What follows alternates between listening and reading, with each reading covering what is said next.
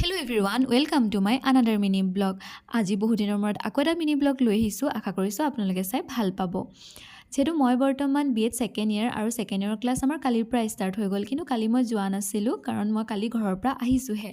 আৰু আজি যিহেতু কলেজ যাব লাগিব, সেইকাৰণে ৰাতিপুৱা সোনকালে উঠি মেলি গা পা ধুই মই খিচিৰি অলপ বনালোঁ কলেজলৈ খাই যাবলৈ। আৰু খাই বৈ এইফালে মই ধুনীয়াকৈ কলেজো আহি পালোঁ আৰু কলেজত ধুনীয়াকৈ ক্লাছকেইটা কৰিলোঁ। আৰু ব্ৰেকত মই কিবা এটা খাবলৈ কেণ্টিন গৈছিলোঁ, যিহেতু ভোক লাগে।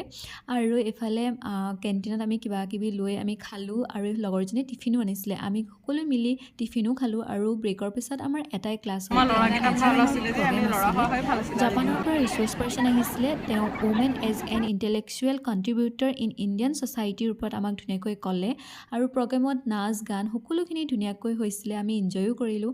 আৰু 5:30 হোৱাত প্ৰগ্ৰেমো শেষ হ'ল আৰু আমি নিজৰ নিজৰ ৰুমলৈ বুলি আহিলোঁ। আজিৰ ব্লগটো ইমানেই, বাই বাই।